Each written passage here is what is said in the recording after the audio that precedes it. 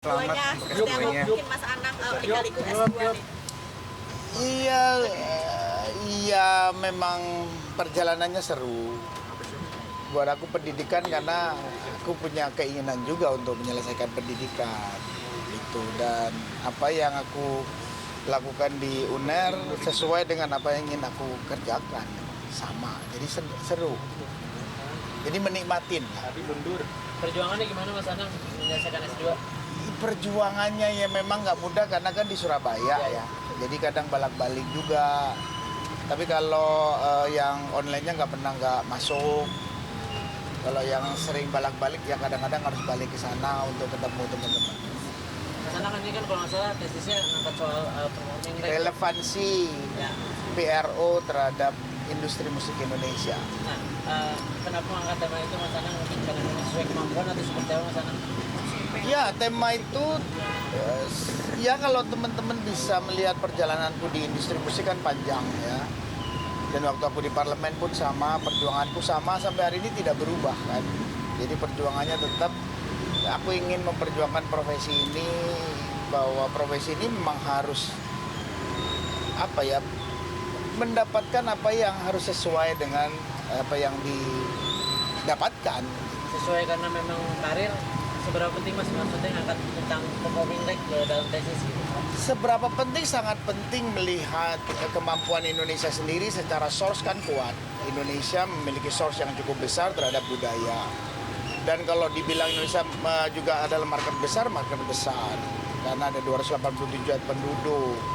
Artinya bahwa seniman Indonesia atau karya-karya Indonesia harus di negaranya menjadi raja sendiri yang kuat.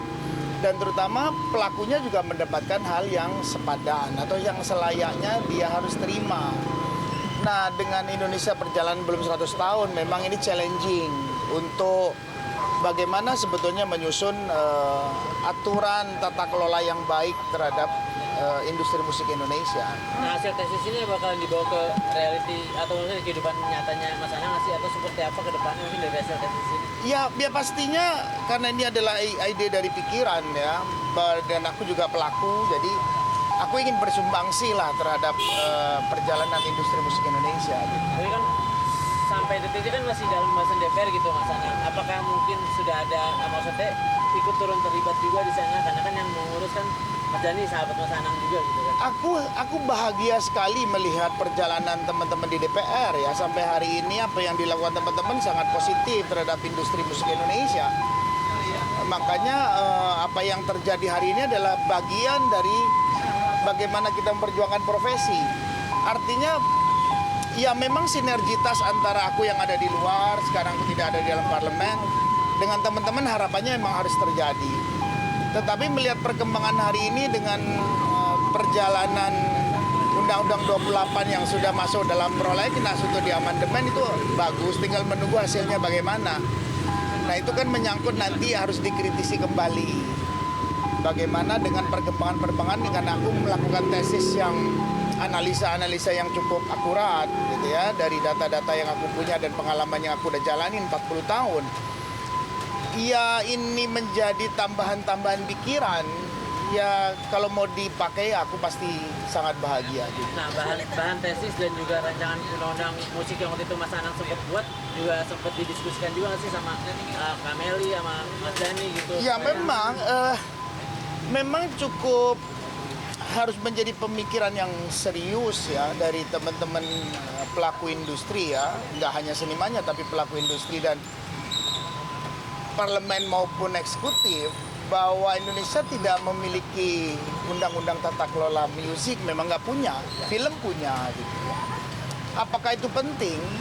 Kalau melihat perjalanan-perjalanan yang terjadi dan melihat masa depannya betapa besarnya industri ini menyumbang terhadap pendapatan negara, itulah yang dipikirkan untuk ada. Karena apa yang sekarang terjadi, teman-teman ada friksi dan akhirnya pun kembali lagi menjadi satu aksi dan vibrasi.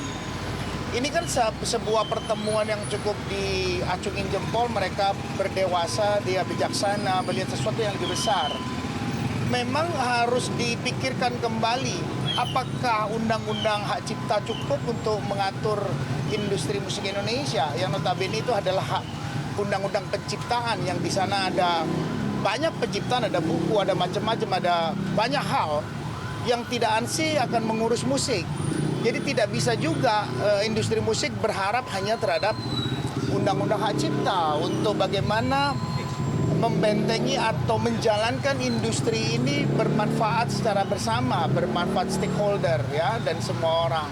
Karena kejayaan musik juga membawa kejayaan negara dan itu terbukti di berbagai negara. Seperti Korea itu terbukti bahwa kejayaan musik dia dengan pop culture-nya itu membawa nama dia besar sekali di dunia.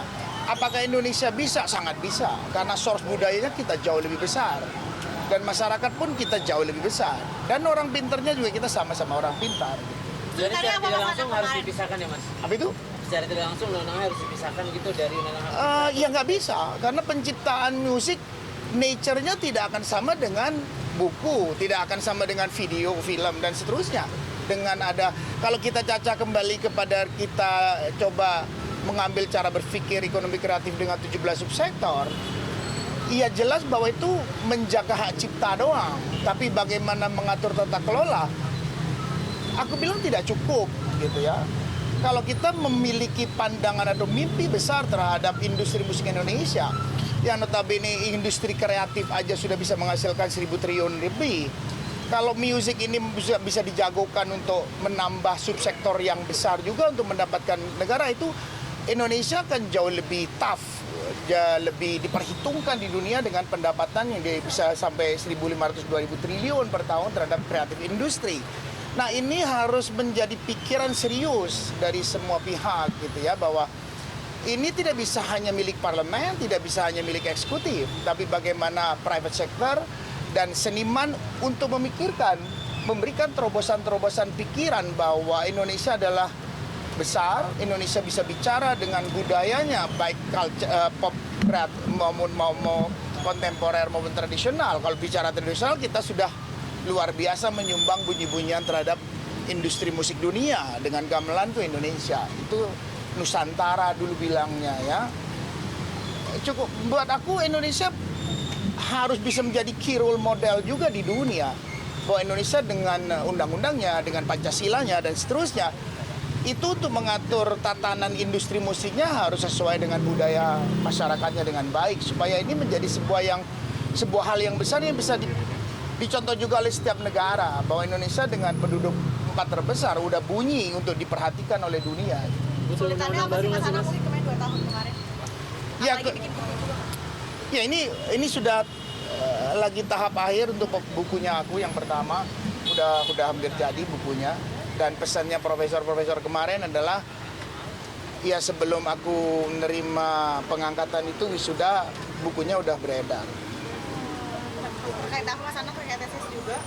Ya banyak ambil dari tesis karena tesisnya dengan analisa yang komprehensif kemarin dibedah oleh penguji. Itu saran beliau bahwa Nang ini layak untuk dijadikan buku supaya jadi bahan diskusi publik, bahan diskusi seniman, bahan diskusi pemerintah, legislatif maupun eksekutif. Apakah pikiran ini bisa diadap untuk menjadi sebuah aturan norma baku nanti yang akan datang? Itu saya terserah, karena aku cuma bersumbangsi pikiran. Stresnya S2 kemarin sempat mengalami nggak sih Mas Anang? Apalagi kan dulu juga lagi S3. Ya sekolah nggak boleh stres. Buat aku sekolah tidak dalam posisi harus stres. Bahwa sekolah itu menimba ilmu, bahwa mengasah, membuka wawasan, bertemu dengan orang-orang pintar yang lain, yang sama pemikiran dan punya mimpi-mimpi besar buat negara. Ingin nyusul Bunda juga nggak? Ya, aku langsung S3, kembali lagi langsung S3. Dengan jurusan yang sama atau seperti apa? Ya, di PSDM kreatif. Ya. Mas Anang mungkin nyusul Bunda juga karena memang nggak mau kalah juga sama pendidikan di Bunda gitu kan? Bukan bahasa kalah ya dalam pendidikan. Pendidikan itu penting buat siapa saja. Jadi berpendidikan, mengenyam pendidikan itu bukan untuk kalah dan menang, tapi untuk bagaimana berkontribusi terhadap lingkungan sosial dan seterusnya. Tidak dalam kalah dan menang. Ini bukan perjudian. Ini juga bukan gaya-gayaan, bukan. Kalau untuk IPK-nya sendiri kalau boleh tahu berapa sih Mas? Apa sudah keluar nih? Kayak tanya kemarin. Kan kemarin udah dijelasin, kan ada di sosial media aku lengkap ada. Mas Anang kemarin juga sempat bergadang-bergadang untuk tesis juga nggak sih? Ya, ya aku harus bertanggung jawab terhadap tulisanku kan, terhadap buah pikiranku, buat ideku. Itu kan sebuah ide. Karena itu harus disusun sedemikian rupa, aku harus menganalisa semua peristiwa, baik primer sekundernya. Iya, ya itu challengingnya gitu. Dan itu bukan sebuah masalah, bahwa itulah bagian perjalanan yang harus proses yang diselesaikan. Bukan masalah. Apa mungkin nantinya Mas Anang mau gantung mic, mau jadi akademisi itu seperti Mas Anang? Tidak terus aku tidak, ya mau tetap jadi penyanyi, tetap jadi pedagang kue, tetap akan bersumbangsi ke pendidikan, terus aku mencari duit halal di nyanyi. Problemnya kan nggak ada. Di mana problemnya nggak ada kan? Bahwa aku harus bisa menjaga semua berjalan dengan baik seperti semula, ya memang aku cita-citakan. Ya harus serius. Harus Mas Anang serius. itu kemarin juga sempat posting juga jalan-jalan sama cucu nih. Gimana nih Mas Anang? Mungkin ada kerepotan juga nggak sih ini? Iya, cucuku udah pintar dua-duanya, udah banyak ngomong. Tapi mungkin persiapannya seperti apa kemarin tuh? Apalagi kan dititipin. Udah jangan ntar cerita yang banyak itu. Terima kasih Mas Anang.